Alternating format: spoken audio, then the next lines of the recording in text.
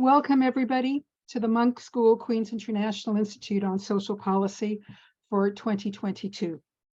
My name is Naomi Alboim, and I'm a Distinguished Fellow at the School of Policy Studies at Queen's University. And I'm also a part of the committee for MQIISP. To begin with, as part of our efforts on recognition and reconciliation, I would like to acknowledge that Queen's University is situated on traditional Anishinaabe and Haudenosaunee territory, while the University of Toronto is situated on the traditional land of the Huron-Wendat, the Seneca, and the Mississaugas of the Credit. We are grateful to have the opportunity to live and learn on these lands and recognize our obligation to care for the land that we all share. For over 25 years, the International Institute has brought together researchers, policymakers, community leaders, and service providers to discuss the most pressing social policy challenges facing Canada and other OECD. Queen's University and the Monk School of Global Affairs and Public Policy have joined forces to host an ambitious program focused on whether and how we need to reform or even transform Canadian social policy for a more resilient and successful future. The 2022 Institute launched on October 31st at a day-long conference at the Monk School on the meta challenges and policy choices facing Canada and other OECD countries: socioeconomic, cultural, generational, and political. Today's session is on communities and housing and is the fifth in a series of 9 virtual policy seminars drilling down into major areas of social policy that are most in flux and ripe for rethinking. Today, we'll look at the connections and challenges between housing and social policy. Last week, we focused on the labor market and income protection. And this week, earlier in the week, we have had sessions on immigration and on the care economy. All sessions are being recorded and posted on the Monk School's MQIISP conference website, and I encourage you to check out the sessions that you have missed. As in all sessions, we really encourage you to write your questions in the Q&A box as they occur to you. The moderator will be scanning them throughout the session, and we hope to get to as many of your questions as possible. It now gives me great pleasure to introduce our moderator for this session, Denise Campbell. Denise is the Executive Director of the Social Development, Finance and Administration Division of the City of Toronto, where she leads a team of community developers, funders, youth workers, researchers, and policy developers to help make Toronto a safer and more equitable and just city. She and her team have led social equity work like the Toronto Action Plan to confront anti-Black racism and the Toronto Poverty Reduction Strategy, and have just launched the Toronto Community Crisis Service for people experiencing mental health crises as part of Toronto's Community Safety and Wellbeing Plan, SAFE-TO. Before joining the City of Toronto, Denise worked internationally on race and gender policies in numerous United Nations fora, the African Union, and nationally, developing equity and community investment strategies.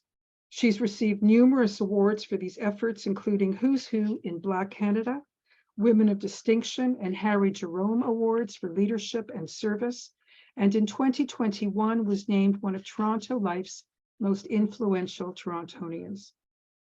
Over to you, Denise. Thank you so much, Naomi, for that warm welcome. I am looking forward to our discussions over the next 90 minutes. These sessions, as Naomi spoke about, create an important opportunity for policy researchers and practitioners to share ideas and perspectives that can enrich all the work that we do. This is the 5th online policy seminar in the series, Challenges and Opportunities for Social Policy in the Coming Decade. And today's session, called Community and Housing shines a light on the importance of place in public policy.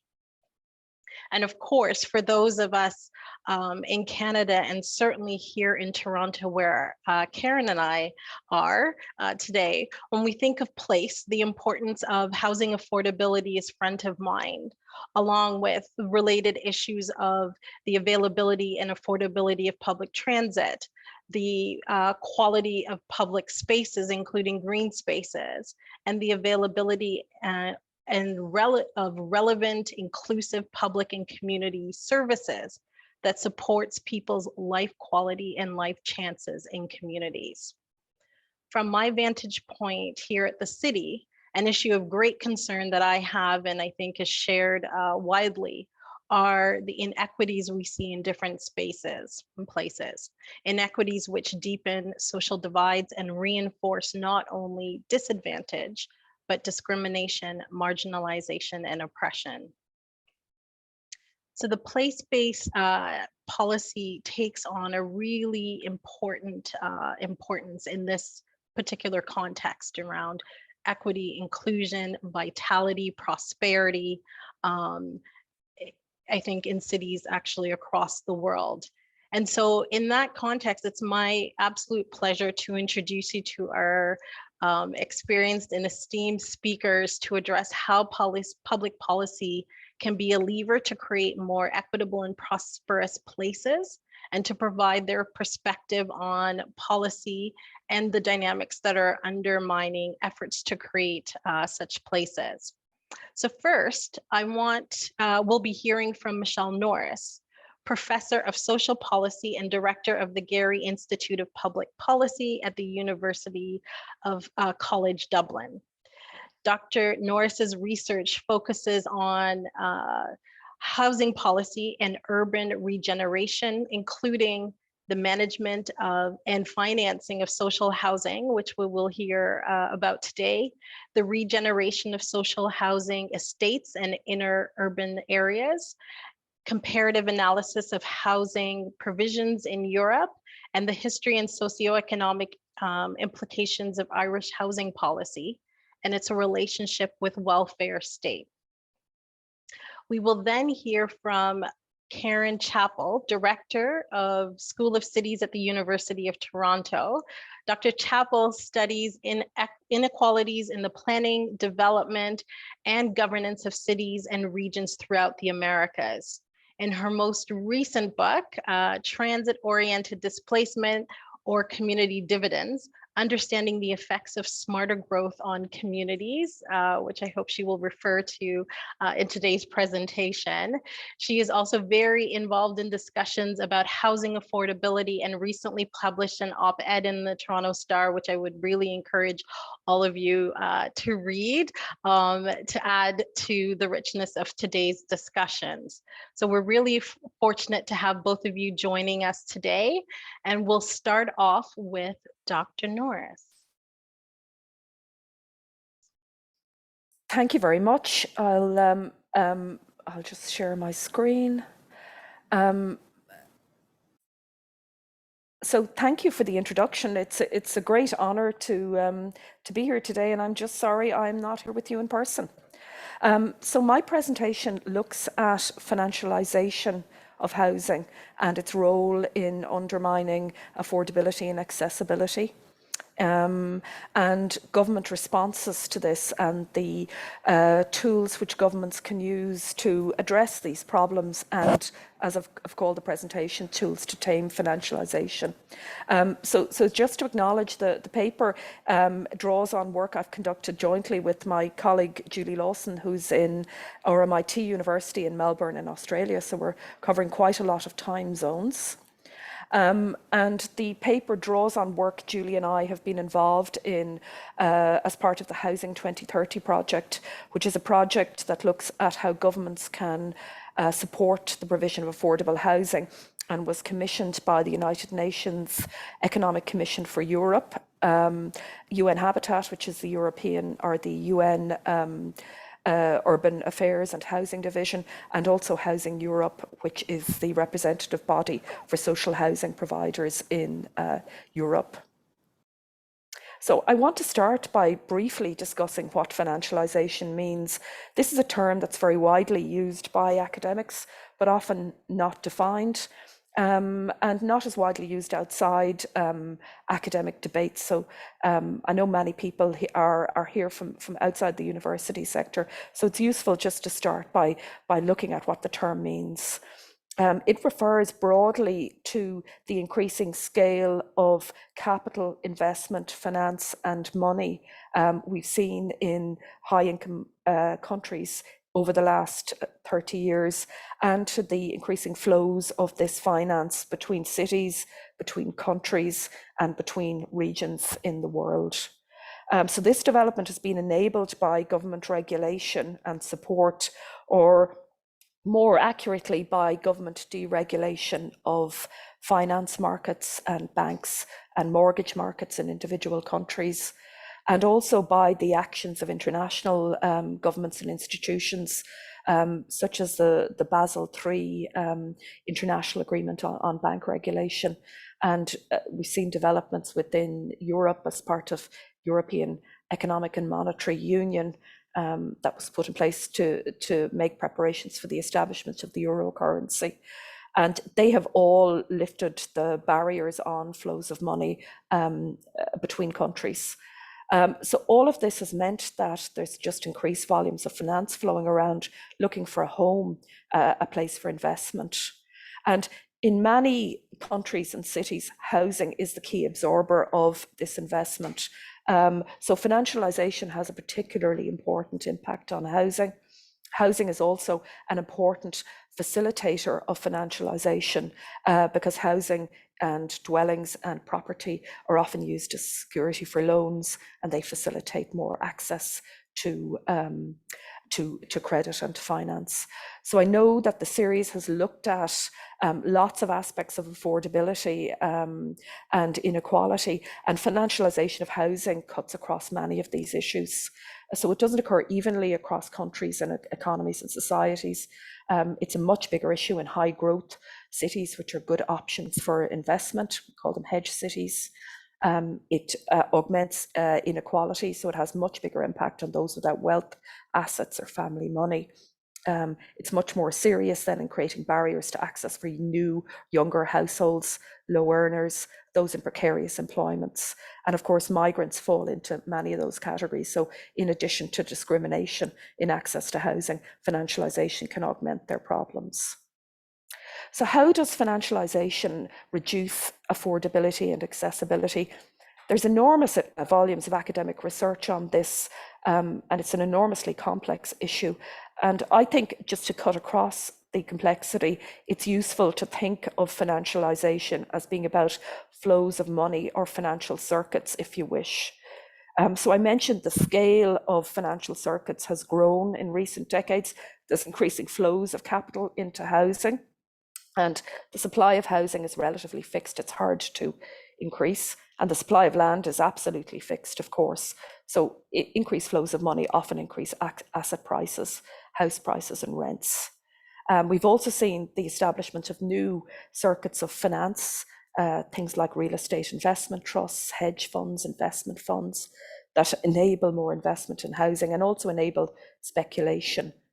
At the same time, the number of financial circuits we have has contracted in other ways, and the circuits of finance, the forms of finance that traditionally supported social and affordable housing provision, mortgages for low-income people, have retreated in many countries. There's also issues then about the price of financial circuits. So for low-income people, access to finance for housing can be very expensive. We saw that with subprime lending, for instance, much more expensive than prime mortgages. But then for investment organizations, access to commercial finance was very cheap when interest rates were very low. And for some who can invest equity funds, it's essentially free. So this creates inequalities in access to housing and augments access inequalities, affordability inequalities, and also wealth inequalities. So in response to all these developments, there's been a very lively discussion among policymakers, researchers and activists. One of the most prominent activists in this area, of course, is Canadian Leilani Farah, the former UN Special Rapporteur on Housing, has set up a campaign called The Shift, to campaign for a human rights-based response to financialisation. And we've also seen across high-income countries policy responses to financialisation in the cities most negatively affected.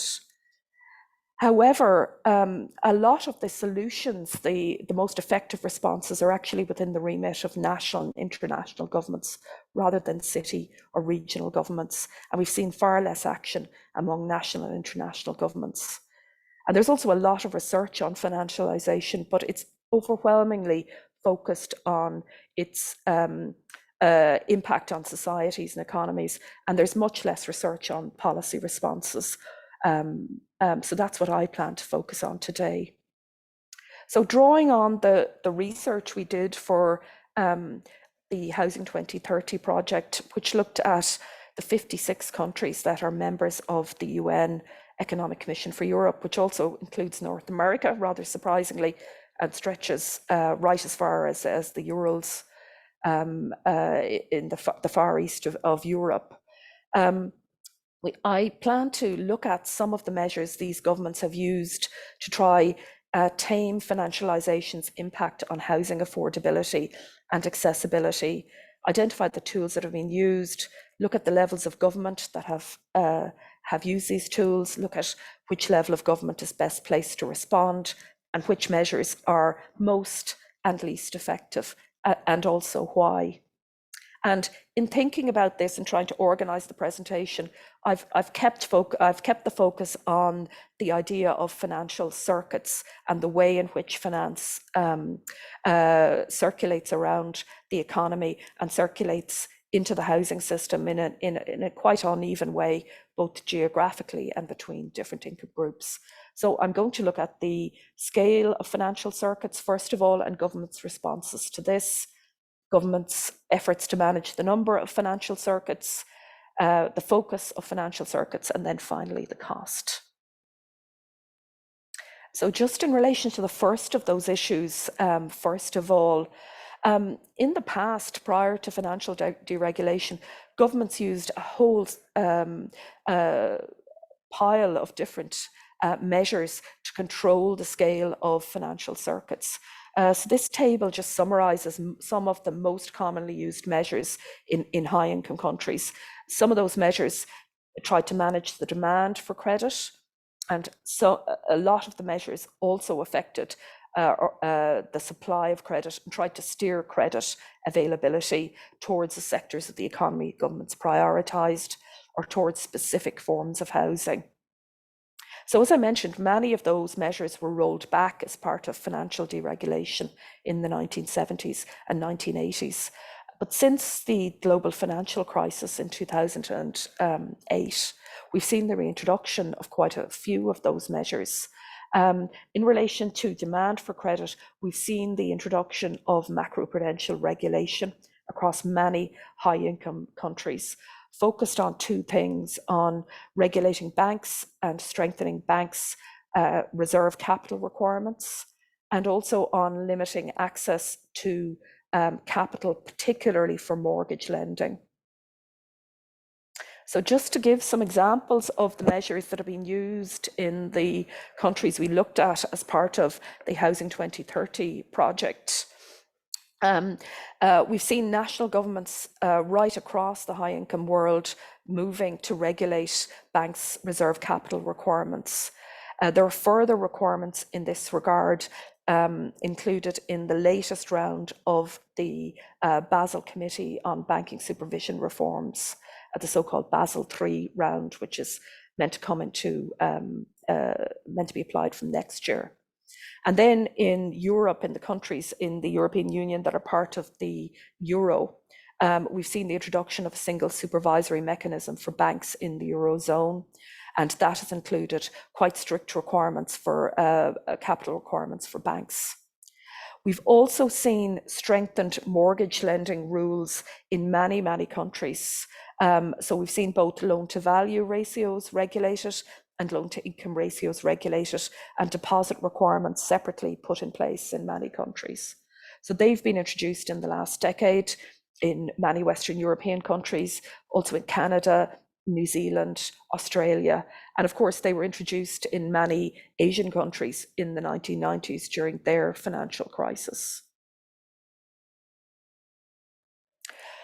But the research we've conducted and the general research on these types of measures highlights some limitations in terms of controlling financialisation and its impact on housing affordability and accessibility. So macroprudential measures, as their name suggests, focus on protecting the stability of the financial system first and foremost. They're less effective in reducing house price inflation. And obviously things like loan-to-value ratios, loan-to-income ratios, deposit requirements exclude some households from house purchase. This is a very lively issue of debate in Dublin at the moment because some households are eligible for mortgages, the repayments on which are far less than the rents they're currently paying in the city. So that's not a popular policy, as you can imagine. A more significant issue, though, is that a lot of these measures have been introduced just on a temporary basis and then been withdrawn as memories of the global financial crisis have faded. And also, the impact of these policies are counterbalanced by policies which achieve the opposite. And the most significant one is tax relief on mortgage borrowings in many countries, mortgage interest tax relief, which is very widespread, even in, ostensibly very left-wing Scandinavian countries. It's a major area of expenditure and it inflates house prices. And also, of course, of the impact of very low interest rates until recently. There's also a wider issue about, is the focus on bank regulation a case of just fighting the last war? Because now in many countries, non-bank lenders, investment funds, real estate investment trusts, hedge funds, etc., are very important sources of finance for housing, and they remain largely unregulated. So just to move on and discuss tools to focus or shape the focus of financial circuits, I mentioned in the past governments very widely regulated credit access. They required banks to devote a certain proportion of their lending to industry, to agriculture, as well as housing, for instance. And also non-profit providers were very important providers of mortgages in the form of building societies, savings and loans banks, savings banks, Sparkasse, etc. So as credit guidance was removed, because the assumption was markets can allocate capital more efficiently, and as non-profit mortgage providers diminished in importance, particularly in English-speaking countries, banks became the main source of lending for housing, and more money flowed into housing. So it caused what economists call a debt shift, a redirection of debt into housing. So one of the issues we looked at in Housing 2030 is how to redirect finance away from real estate speculation and affordable housing. There's some very interesting ideas on this coming from the debate about redirecting finance into green energy, into the green agenda and into sustainable development. And the UN Environment Programme published an interesting report in 2016 on this issue called The Financial System We Need, which has a lot of ideas also relevant to housing. More broadly, we've seen efforts like higher risk weighting for mortgages compared to lending for businesses being introduced as part of the Basel III rules, also as part of the European Central Bank's effort to regulate banks in the Eurozone. And we have seen some expansion of non-profit mortgage lending again, and in particular the Sparkasse savings banks model that provides mortgages to low-income people in German-speaking countries has spread across the former communist countries in Eastern Europe and been adopted quite widely and is very successful in enabling access to mortgages for low-income households.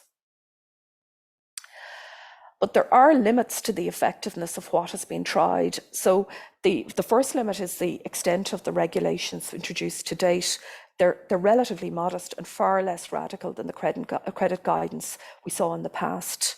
And they're probably insufficient to counterbalance the fact that there is overwhelming incentives for banks to lend for housing as opposed to other things. It's much easier to assess the creditworthiness of housing borrowers than it is to assess the creditworthiness of a biotech company or a pharmaceutical startup, for instance.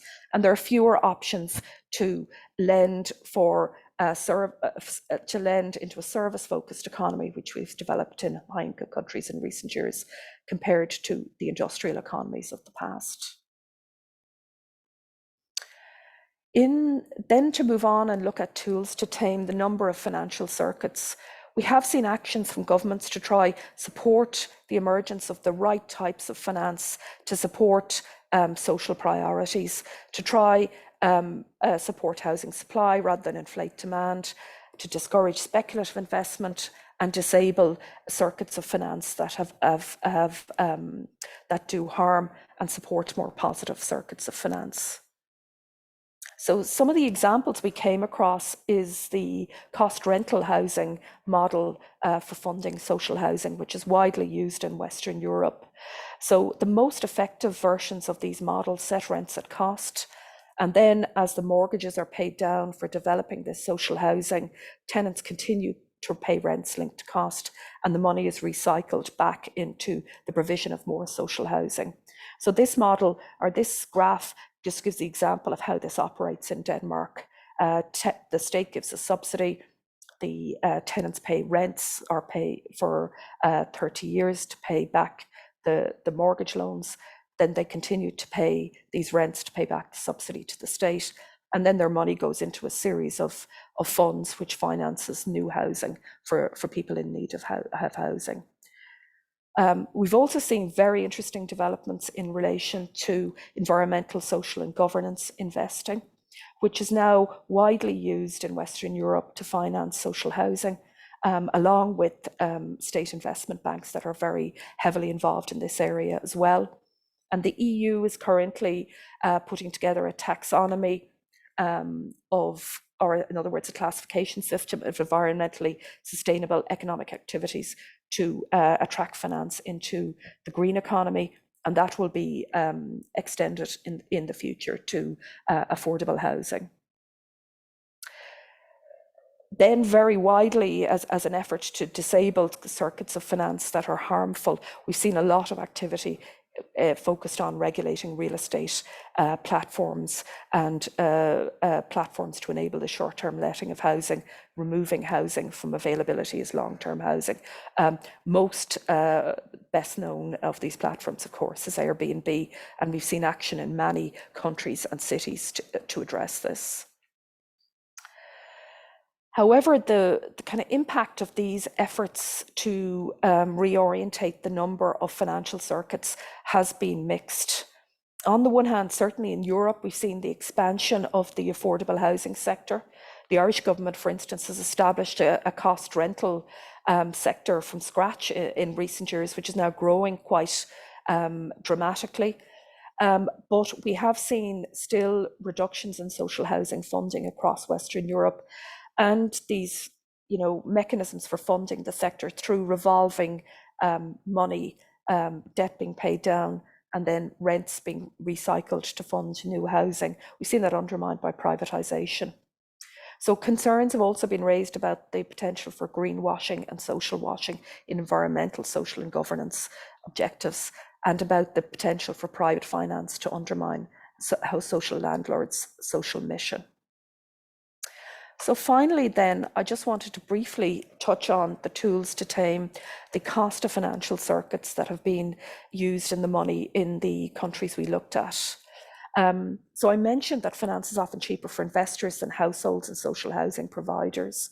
And this can encourage speculation and reduce affordability and availability of affordable housing. So tax policy can be used to even out these imbalances. So can things like government subsidies, interest guarantees and loan guarantees and grants to reduce the size of social housing finance. So in particular, tax policy has been used in many countries to address this issue. So taxes on empty homes have been introduced in France, in Vancouver, for instance. New Zealand and the Netherlands have introduced mechanisms to stop speculation in housing and stop the flipping of homes soon after purchase. And we've seen the reduction in mortgage interest tax relief in some countries very radically. Its abolition in some countries, including Ireland, and its more modest reduction in other countries. But in relation to tax and the cost of financial circuits, this is probably the area where we've seen least effective action. There's been very limited action to reform taxation of housing, and in particular the uneven taxation of households versus investment in housing. The policy action focuses overwhelmingly on households. Also, a lot of the action is taken at city and regional level, and we see very little action at government and national and international level. So that is a very quick run through the tools to tame financialisation actions we identified as part of the Housing 2030 project, and just some comments on their effectiveness. Obviously, I've just had a couple 20 minutes to speak to you. So if you're interested in learning more about the project, we have a website which has lots of examples of good practice and more information on some of the measures I've mentioned. You can read our report. We also have a podcast series that discusses this in more depth. And we've recently published an article on this issue, Julie and I, which is available on open access. So it's free for anybody to read. So thank you very much.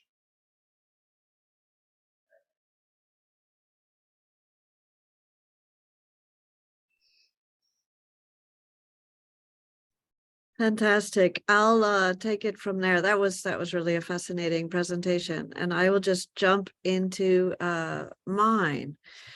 So I took the prompt to talk about social policy, and really starting to think about how we can use housing and urban planning to address various social goals. So I'm going to talk about a variety of different tools that we have and the failure or success of them. So when we think about achieving social policy goals through housing and urban planning, we're really talking about integration, thinking about integration, social and economic integration at the neighborhood level, thinking about integration at the city level. And we have some recent experiments to learn from. So I'm going to go, after I talk a little bit about the benefits of integration, I'm going to talk a little bit about what we've learned from mixed income communities in cities and suburbs. And then I want to talk about what's going on currently in terms of urban regeneration in our cities, and then talk about the future of our cities and regions. And really that is about immigrants and how we integrate our immigrants into our cities. And I'm going to have sort of a Toronto lens here, speaking from the School of Cities at the U of T. It's a great illustration that's relevant to cities around the world. So in terms of benefits of integration, this is a well-established literature. We know that integrated communities have better health outcomes, improved states of well-being, lower crime rates, higher educational attainments, particularly if the youth have the advantage of attending economically and racially integrated schools, better employment outcomes, higher employment rates. Raj Chetty's work has shown us that communities are more upwardly mobile if they are integrated. We know about civic and social capital as well. There's more voter participation, more civic participation. There's higher social capital in integrated communities, particularly the kinds of weak ties that are so critical for employment opportunities, the ties between people of different socioeconomic background. And then there's also fiscal benefits, and I think there's not enough talk about this, but what we do know is that segregation has tremendous costs, and thus integration has fiscal benefits. So, segregation is associated with lower income, lower educational attainments, poorer health outcomes, higher crime rates. All of these increase costs to society. So we know that integration is going to be a way actually to reduce the costs of our social programs. And to our credit, we've been experimenting with a number of different policy interventions to make more mixed income communities. The most prominent are the experiments of redeveloping social housing into mixed income housing. And this is an international phenomenon. It's certainly taking place in Canada. It's it also in many social housing developments in the US have been redeveloped over a program called Hope 6. And in the UK, it's quite common as well. And we've been studying these types of interventions quite extensively in the last couple of decades, and it's kind of a mixed story, but generally quite positive. So what happens when you take a social housing development and add market rate residents, and usually most of these developments are not just replacing one for one, but actually becoming denser. So they're adding market rate residents to the residents of social housing units. So what's happening is that folks are generally building new connections across class. They're benefiting from higher quality amenities, although different groups may not always agree what higher quality means. The one failing of many of these developments that a lot of studies are finding is that there isn't that much inclusive cross-class interaction. So this is where they have fallen short, and it's part of it is in how they enforce social order. So the Boston studies by Laura Tack and Aaron Graves, and I'm sure Orchard Gardens is here in the picture. These studies found that there were rules, lots and lots of new rules enacted in order to kind of protect the market rate tenants. So there would be prohibitions on social gatherings in public spaces. There would be restrictions on bike riding or music in common spaces. There were even regulations prohibiting people from sitting on their front stoops because apparently some of the market rate tenants objected to that. So many of the social housing residents in these developments can feel constrained by these rules and policies.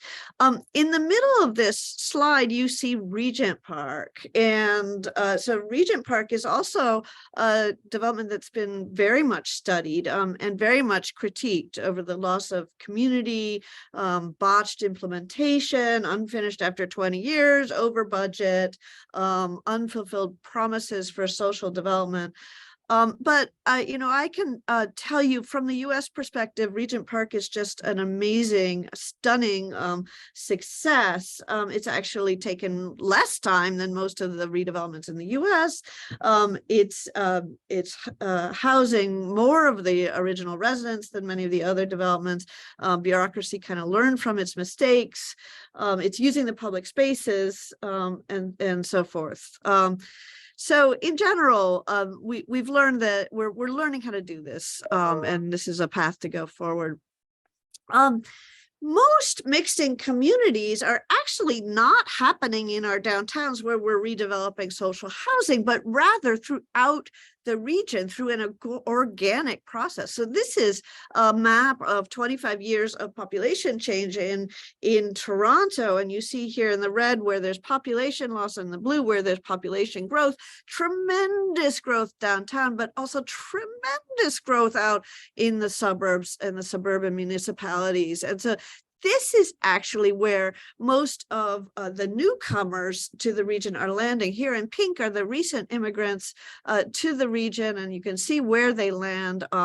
By the way, the green here is transit accessibility, and for the most part, immigrant groups are landing in communities outside of the transit commute shed, so unfortunately not able to benefit from transit. So most of our income mixing is now happening by these kinds of organic processes, and the unfortunate thing there is that we haven't necessarily planned for amenities and services that they might need upon arriving in this country. And also these outer suburban areas are increasingly growing lower income. So in red here are the places that are under 75,000 in income. You can see here we're talking about Scarborough, we're talking about the northwest parts of the region, and parts of downtown. So you have this kind of increasing income stratification, what David Holchansky calls the three cities of Toronto. And this is only growing more extreme as newcomers arrive and move into the suburbs. This is not Toronto. This slide is from San Francisco, but I just wanted to show it because it's this fabulous Berkeley interdisciplinary migration initiative, which is run by a Canadian scholar at Berkeley. They've been mapping where the social services and legal clinics and health clinics are and so forth in relation to population that is foreign born. And you can see here that the dots are very centered in the core of the region, in the cities of San Francisco, San Jose, and Oakland, and in the hinterlands where the immigrants are landing, there are very few services, and this is repeated in Toronto and Canadian municipalities. So that's number one. That's sort of looking at where we are today. Now let's talk a little bit about what's going on. As many of you will be aware, we have tremendous amount of redevelopment, of new construction, 270 cranes in the air in Toronto, Vancouver growing also, and many global cities around the world are continuing to experience rapid development. And so what's going on in this process is that we're gradually losing the ability to house our lower income communities of color in the downtown areas. Now you'll see the income map here, and we do have a lot of low income areas still downtown, but over time, with the new condominium developments replacing many of our naturally occurring affordable housing stock, and the newcomers not being able to land downtown anymore, we're gradually starting to see very segregated downtowns, exclusive downtowns. So where historically in North America downtowns have been quite mixed, we're starting to move more towards the European model, where the core is completely exclusive and high income. This is exacerbated by the development of infrastructure. So in Toronto, for instance, we have the expansion of the transit lines, and the photo here is Eglinton corridor, which where the businesses in Little Jamaica have been very much disturbed by the long-term construction of this transit line. And what is interesting here is that the new transit construction is displacing communities of color, is displacing businesses owned by racialized communities, and it didn't have to be like that. And so that, to me, as a newcomer to Toronto, I think this has been perhaps my biggest shock, is that the transit agencies are not thinking about housing and communities, and that we're working in silos. In 2022, we are still working in silos. Now, we wrote a book about this, and this was focused on California, but I sure wish that the Torontonians had read this 30 years ago, so that they could have learned from the experience in California. There's displacement that often occurs with transit infrastructure. It's not extreme. In fact, it's actually quite minimal, but you need to mitigate it. And so, we know that we have tools. We can purchase public land and build, have community land trusts. We can preserve naturally occurring affordable housing around these transit corridors. We have tools that can make communities stable, make them able to stay in place and benefit from these new amenities when they come through. But there's been very little thought to that in the Canadian context. So then I just want to conclude with a little discussion of the future, which, again, in Canada, when we're talking about the future, given birth rates and such, we're talking about immigration. And so thinking about how we're going to continue on a path of integration with our immigrant newcomers is a very interesting question. Canada is such a leader in immigrant integration in terms of its social infrastructure, its civic infrastructure, its programs, its safety net. It's quite extraordinary, the resources we have to support newcomers to this country. Of course, it could be better, but from the U.S. perspective, again, it's pretty extraordinary. The problem is that we haven't thought about how we're going to house our newcomers and how we're going to make sure that there is integration as we bring in the next million immigrants to Canada. I was at a meeting in Ottawa a couple months ago, and some officials, to be not named here, but working on immigration, asked if we have the space in Canada to house the immigrants. And the answer is, of course we do. Of course we do. This is an enormous country, and enormous swaths of the country have been built as single family detached neighborhoods, which with a little bit more density, what we call the missing little, a cottage in the backyard, a suite in the basement, and so forth, could actually house millions more newcomers to the areas, and also integrate them, because generally these single family neighborhoods are high resource opportunity neighborhoods. So the map here is showing the infamous yellow belt of Toronto, which is the single family housing, and which constitutes over half of the land area.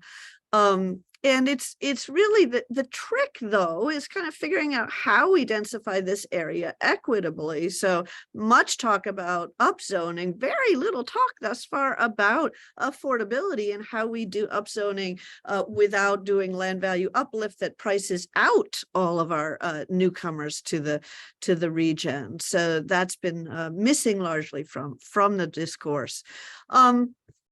And then there's a question also of whether our market-led housing supply can be affordable, given the length of time it will take to filter down, given the inappropriateness of much of the new housing stock, studios and bachelor apartments for new families. How will we get to affordability here? There is an inclusionary zoning ordinance coming into being in the region, but it's paltry compared to a place like New York. It's sort of a joke. I think we're now capping it at 5%, which in a serious global city, we would do a minimum of 15 or 20% inclusionary. So we're not in a spot where we can be assured that if we do build millions of new housing units, they will be affordable to the low and moderate and even middle income families who so much need housing. And then finally, there's a question of where the jobs and amenities, if we do build in the suburbs, we still have huge accessibility problems, and the opportunity neighborhoods continue to be downtown and in our densest areas. So figuring out how we can keep our racialized communities and our newcomers to Toronto in these areas of opportunity is going to be a big dilemma for the city and region, and not just Toronto again, but for North American and regions around the world as well.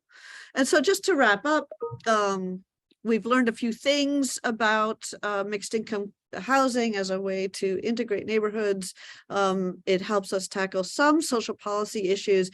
Again, challenges remain in terms of working across silos to link issues of transportation, housing, health, and many others.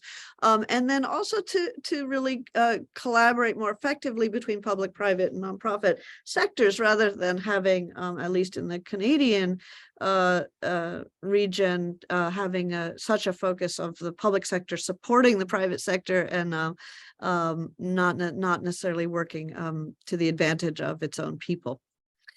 So I'll wrap up there. Thank you so much. Oh, there we are.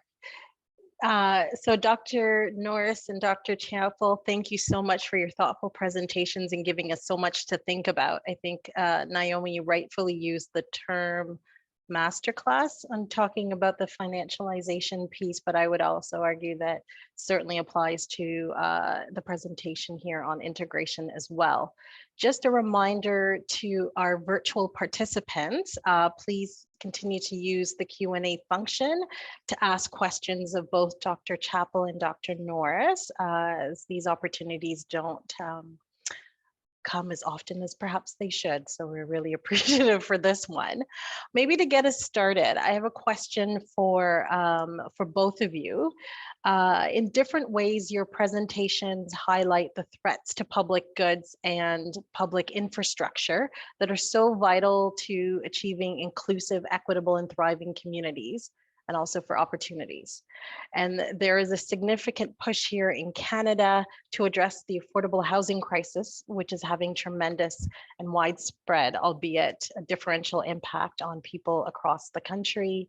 Dr. Chappell, you alluded to some of this as well. So there's a robust policy debate about how the crisis should be addressed. That is, what's the policy program and investment levers that would be most effective. So maybe to get us started, I'm curious about how you both, in the areas of work that you do and study, how you think the needs of marginalized people, and in particular low-income, racialized, and newcomers, can and should be considered in these discussions, and what kinds of policy interventions likely have the most opportunity to benefit equity deserving communities. Who wants to start? Dr. Chappell? I'll just jump in. So one of the starting points, I think, has to be awareness. And I don't sense that awareness in the dialogue in Canada. And one thing that has emerged in the United States that I think is worth importing is the racial equity audit. And this has really started with city governments. It started in Seattle, and then I think it went to Portland, and then I think it went to Oakland. But to start to think about, at least from the public sector perspective, how are our policies slanted towards reinforcing white privilege, and what are we, how can we reallocate our resources, so for more equitable development? So, I mean, the simplest things, the city of Oakland did an audit on whose roads it paves. Well, it turns out it repaves the roads in affluent white areas more often than in its communities of color. And so then it just sort of did a little redistribution there of how it does its spending. So So that, I think that raising that consciousness is going to be really important. And I think it doesn't, of course, it's not limited to the public sector. It has to be the private sector as well. So I don't think in the Canadian context in particular that we talk enough about the role of new development in uprooting communities, and just to even just to have the discussion, and not to make it shouldn't just be limited to like community benefits for some community groups. We should be thinking about systemically, how do we change it so that we can lift up our more disadvantaged communities. Thanks, Dr. Chappell. Those points were very interesting, and I certainly agree. The other point that struck me, certainly from the European experience, is the need for long-term interventions rather than just short-term fixes. So in Europe over the last 30 years, we've seen a move away from government supporting long-term social housing provision towards things like housing allowances and housing benefits and supports for people to rent market rate housing. That has had enormous distorting effects on market rate housing and created problems related to people who are just above the income threshold to access these types of benefits. So now we're seeing a re-emergence of support for social housing. And the models that are most effective are the long-term models where money is revolved, kept in the system, and revolved and addressed, invested long-term in housing. And there's lots of evidence that over the long term, this is a much cheaper mechanism. And it's particularly effective in ensuring there is a stock of housing that remains available to the most vulnerable. Saying that, there is quite a weak record in many European countries in terms of inclusion, particularly of racial minorities within the social housing sector. So that's something that really needs active review and attention, and particularly around excluding migrants and newcomers with residency requirements and things like that. So it needs active management to be a solution, but certainly the experience, if you compare a city like Vienna, which is a booming city with a very high house price inflation, with a city like Berlin, Vienna has performed much more effectively in ensuring there is more housing for low-income people and ensuring the city core is more mixed in terms of incomes, because they've retained a large social housing stock, whereas in Berlin it was sold off during the financial crisis. So there's quite an interesting natural experiment comparing both. And showing which is more effective. Thank you so much. So I see the questions coming in fast and furious. So we're going to do our best to try to get through as many as possible. Perhaps taking us in a related but slightly different direction. One of our first questions refers to the presentation from the seminar from yesterday, which spoke about the care economy and noted that the fact that here in Canada, we institutionalize the elderly at greater rates than in most other advanced nations, and emphasize the importance of facilitating a continuum of care from relatively low levels of need that can be cared for in the home to high levels that may require institutional care. And I'm wondering, or our participants are wondering, can you speak to the role of housing policy in supporting a care continuum? Has that come in your work? Well, I'll say I had the benefit of speaking a couple of weeks ago at a UTSC forum on aging in place, and so thinking about a couple different alternatives for senior care in terms of housing, one being the naturally occurring retirement communities, which keep people in place, but just build communities of support across an apartment building. Certainly this is a viable long-term option if we can keep those buildings affordable and make sure they're not flipped or something. So that's one policy question, but I think that's a wonderful alternative. And then the other policy many people are thinking about is secondary suites for so you can keep mom in the backyard in the garden suite or in a over the garage in a garage suite or so forth.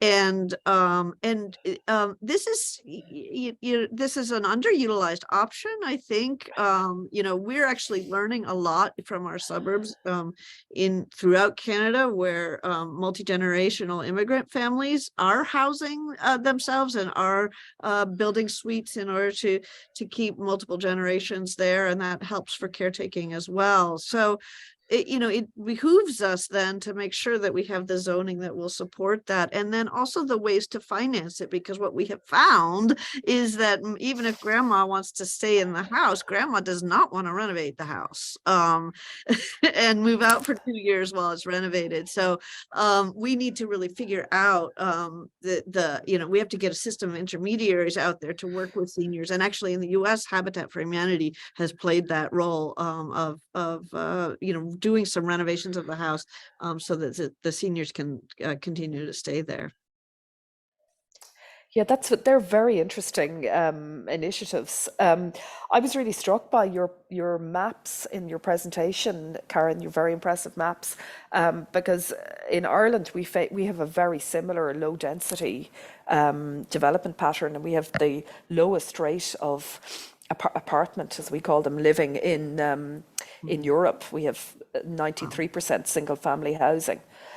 So that creates huge challenges then for aging in place, and people have practical issues about accessing the upstairs in their home, etc. But some of the measures we've tried here that have been positive have been around aging in place by building seniors apartment developments within communities. So people may find their dwelling is inappropriate for their needs, but they don't want to move from their home, from their doctor, from their church, etc. And that model has actually been quite effective in dealing with some of the challenges we've had about densification, because we're urgently trying to densify suburbs of Dublin to make our transit system more viable, for instance. And there is huge opposition from some of my neighbours in the Dublin suburbs. And often there's far less opposition to developments like this for seniors than there would be, against developments for young professionals, etc. So that model has helped. But certainly in our case, just our extremely low density and also heavily dispersed housing stock across rural areas has proved to be a huge challenge. And as people can no longer drive, can no longer access services, trying to run care services in that context is a real challenge for us. So there is, I think, a really interesting question around government investments in building infrastructure and new housing that's, from some perspective, continues to grow, but there seems to be requirements for community benefits and affordable housing that is viewed as additional red tape and administrative burden, I guess, to the development community. And one of our participants is really interested in your perspective on how do we get government to be on board to design and implement community benefits policies so that they're effective and supporting housing affordability and availability, but maybe not seen as burden and red tape in the execution of them. Yeah, I think it's a really good question, and it's a real challenge. And I think, we looked at this some years ago and to see whether it would be feasible to do citywide community benefits as a way of just kind of building in certainty. If you build this many units, or if you are building a transit line and have a station here, you need to do X, Y, and Z. But the problem with that method, that it gives certainty to the developer, but it doesn't cater to local community needs. I think there's a valid question too about how much we are imposing the affordable housing problem on developers, because ultimately they're not going to cut back their profits, they're just going to increase their housing prices. So we could be cutting off our nose to spite our face, right? So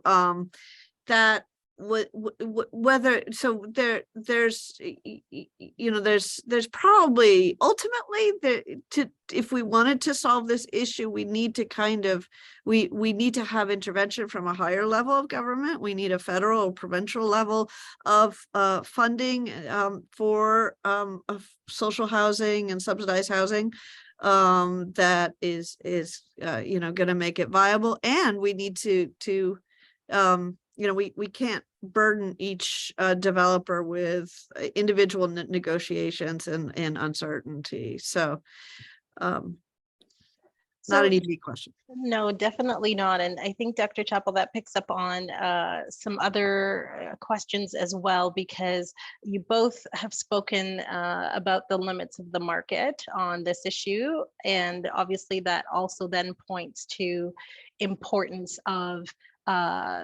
government policy and funding as part of the equation. And you just spoke about one place where provincial federal governments might be helpful. Dr. Norris, you gave sort of a mixed picture of success. And so I want to give you a moment to highlight, is there any particular federal or state intervention that you think would be really important from a policy perspective in unlocking this issue in European cities? You mean in terms of funding affordable housing, and Yes. what works and what doesn't? I mean, well, I suppose what works is long-term funding and arrangements, and what doesn't work is short-termism. So that's quite difficult when politicians are obviously subject to pressures associated with the political cycle. The systems that are most effective are the systems where subsidies go into the system and are trapped in the system and recycled. So I gave the example of Denmark, where public subsidies are actually quite low for social housing. They're lower than Ireland, for instance. They have 22% of their stock in social housing. Tenants pay rents, which ultimately repay the subsidies, and then the rents are kept in the system in a central fund and fund new housing. So those models, all the evidence shows, are much more effective at delivering and maintaining larger stocks and providing a good management and maintenance service. Some of the other things in Europe that work well and are core parts of effective social housing systems are active land management policies. And certainly in Ireland, that's somewhere where we're particularly weak. So the previous question was around inclusionary zoning and requirements on developers, which we have very, very widely in Europe. And some of them are quite burdensome, and Karen is correct because in saying that the costs are passed on to private buyers. So the most effective systems, in my view, are mechanisms that try reduce land costs. So in that regard, everybody wins, or at least makes land costs predictable, so developers face less risks. So in Vienna, for instance, they have a public land banker who assembles land banks for social housing and sells it on to social housing providers and also onto the market. And they use zoning to just require broadly 30% of land is used for social and affordable housing. So land prices tend to fall to reflect that, and they actively manage land markets to avoid the scale of speculation we have in Dublin. So those kinds of measures tend to work best, but they require, you know, active long-term thought, and also just maintaining that land stock in the public sector or the public land bank or whatever format you have, and not selling it off. As we've tried this at various times in Ireland, and every time we reach a fiscal crisis, which is regular, the government just sells it off. So it's really the long-term thinking and long-term maintaining the value of the subsidy in the system that works. Thank you. Now, I think this one is for you, Dr. Chappell. How have offices such as the Office of National Housing Advocate been engaged on these trends around affordability and integrated community development and planning? So, you know, I can't speak specifically to that office. Maybe I'm too much of an immigrant myself to be familiar with it. And actually, Denise, maybe you could answer that question too. Maybe, but I do think that just in general, the offices of municipal affairs have been very apparently not very concerned with housing affordability, and kind of shockingly so. It seems actually for some reason the issue of affordability seems to fall through the cracks of all the different agencies, you know, across governments, which is very different from the United States, where there is a federal housing and urban development agency. So at least you know where to go. In Canada, you don't even know where to go to talk about affordability. And that means that when you're doing things like trying to understand future growth of Canadian regions, and you have housing projections and population projections, which are, you know, driven by our population changes and immigration and so forth, but we don't have a good understanding of the affordability needs, and we haven't accounted for the pent-up affordability needs of the people that are already overcrowded or unable to find suitable housing. And so that discussion has not even really started. You know, I think it would behoove the government to put together an interagency working group on affordability that can make sure that then it gets kind of baked into the discussion across all these agencies. Thank you for that. Dr. Norris, are you seeing any promising practices in Europe in this regard? Well, in some countries, affordability analysis is now baked into the land use planning system. So Scotland in the UK, but they increasingly act like they're their own separate country. They have, for instance, included housing needs and demands assessments throughout their land use planning arrangements. So as they produce land use plans every 5 years, there's a full and detailed assessment of this done at national, regional, local level. And we've adopted that model in Ireland, but not, we're just adopting it for the first time in our planning system. And you see this also in some of the Central European countries. So at least there is very strong analysis of the rate of unaffordability, how it affects different households, etc. Now, addressing those issues is not always as effective, but certainly from the planning point of view, there is a lot of analysis and information on that. So I think that's the first stage in doing anything, having the information. Thank you. Now, this one is coming back to you, Dr. Chappell. You talked about in displacement as a result to transit enhancements in cities. And so there's a question about what are some of the mitigations around this disruption and displacement that you could share with our audience. Sure. So this these can range from the very low cost, like education and network building, to the very expensive, purchase of land. So when the light rail went in St. Paul, Minnesota, a local foundation, a philanthropy, supported a local nonprofit community-based organization to work with local businesses to help keep them open through the construction. Now, very low cost kind of intervention, so 10 years later, most of the original businesses are still in place. It's quite a remarkable story. If there is that forethought to tell people, hey, that it's coming, let's help you do a different kind of business. Let's help you shift to online so you can survive the next couple of years, whatever it is. You can keep those businesses in place. Now, in general, so new transit brings in massive transformation of the neighborhood and uplift of land values and an influx of new residents. So you to mitigate the displacement of residents, of the existing residents, you want to buy up a couple of the apartment buildings locally, proactively, and keep them in affordability.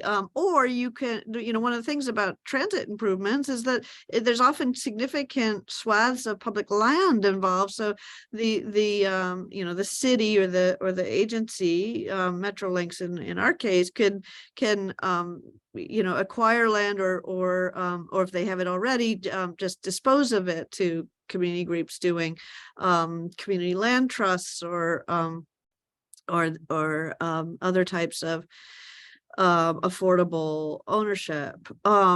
So, and it doesn't need to be much. I mean, our research finds that, for every 10 households that move out, when the light rail comes in, there's an extra one moving out.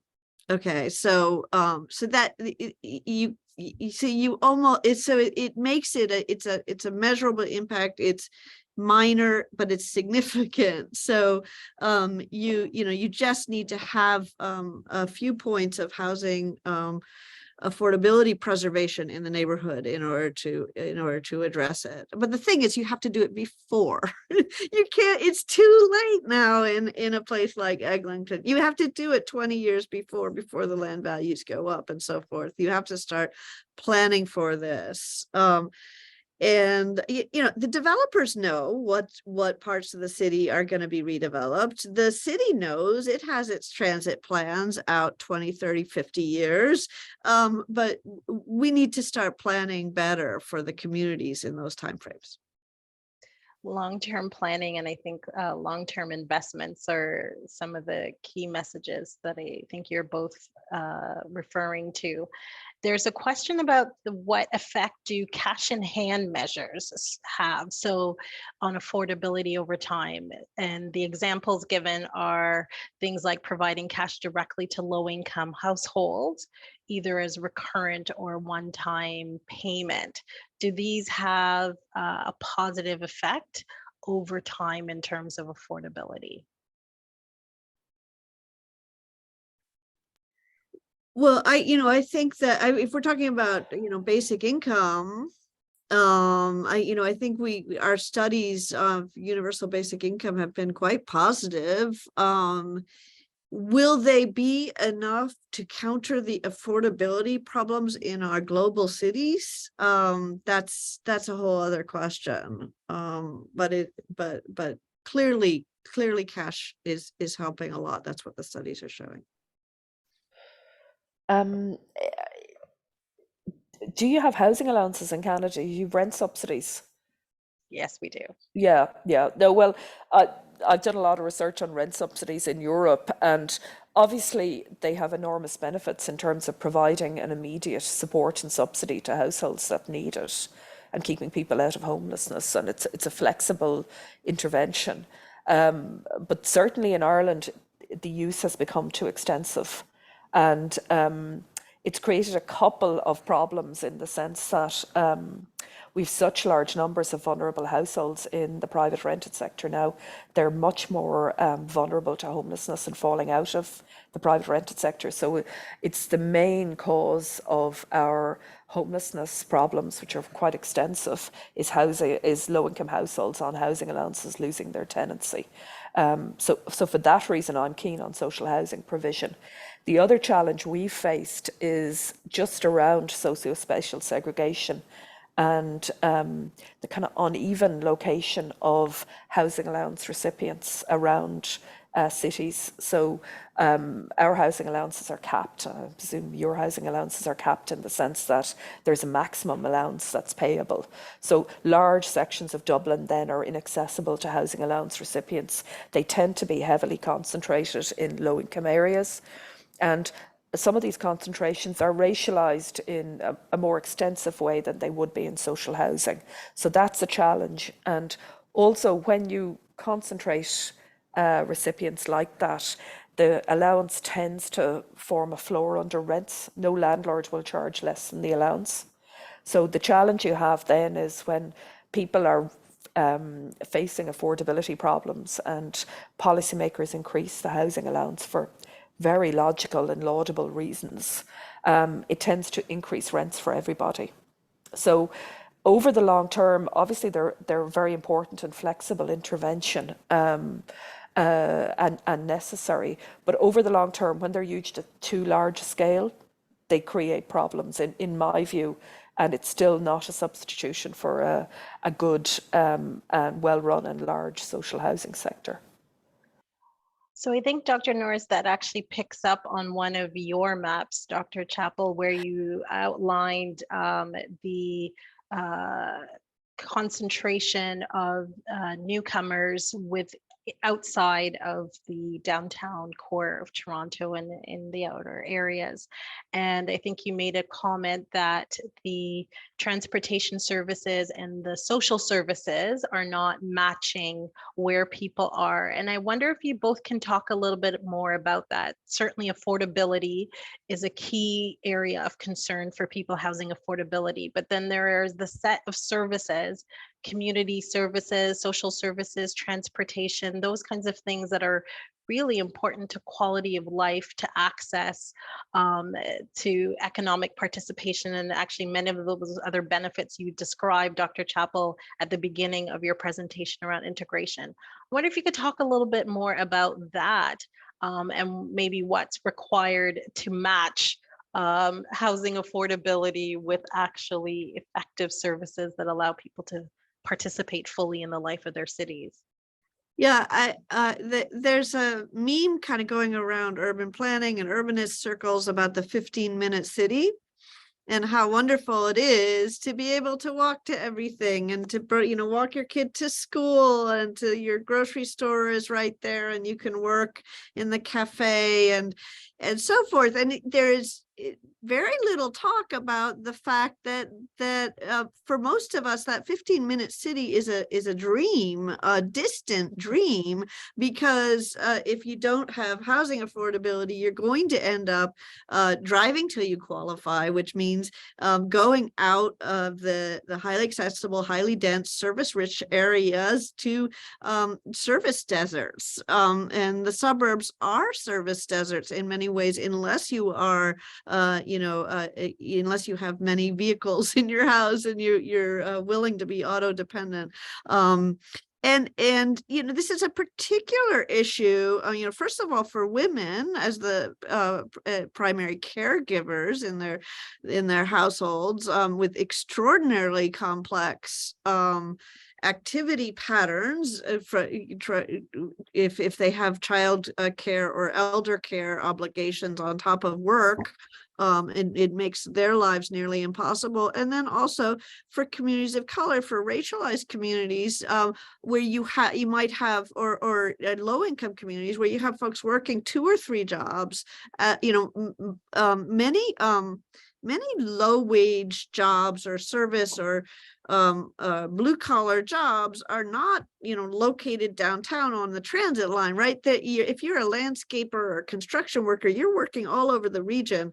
you have extraordinarily complex commutes. You can't even take benefit of the transit system, and so these are these are extraordinary hardships that ultimately prevent groups from moving up in the world and getting an education and just thriving generally. Thank you. Dr. Chapp, or sorry, Dr. Norris, do you want to jump in?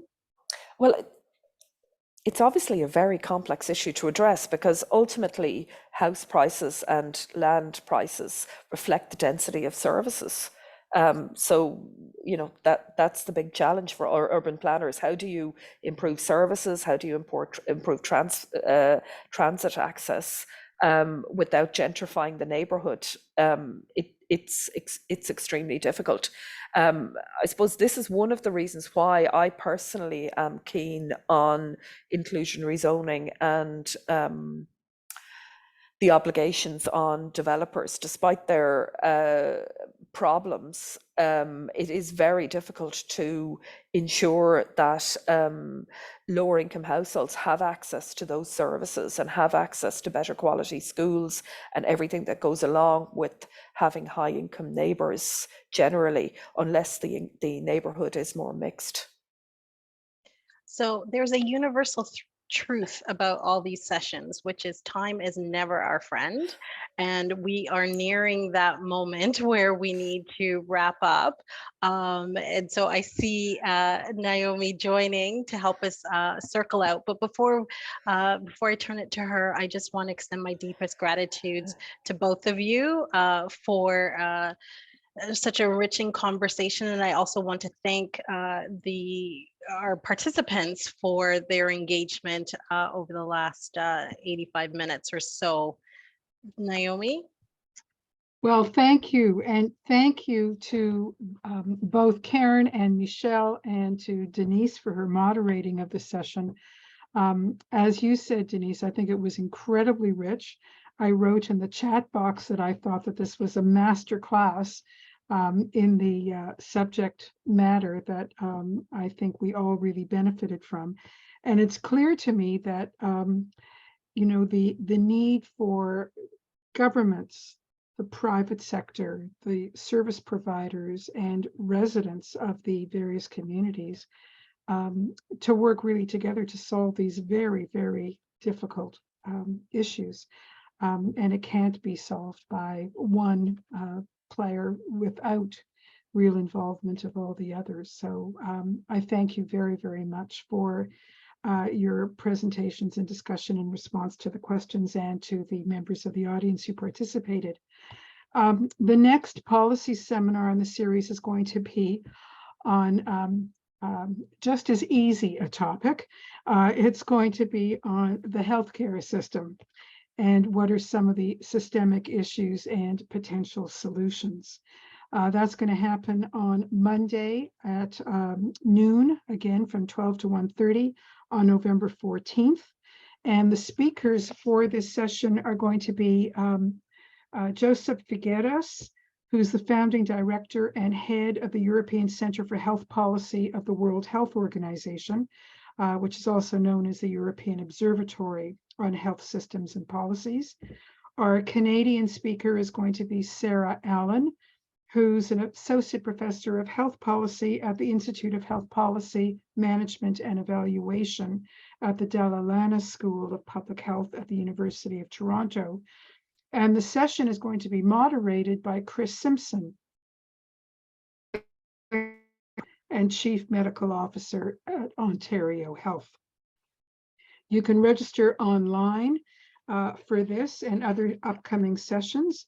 Just go to the conference site at the Munk School of Global Affairs and Public Policy. At the website there, you can register for all the upcoming sessions, and you can also look back at the ones that we've already had.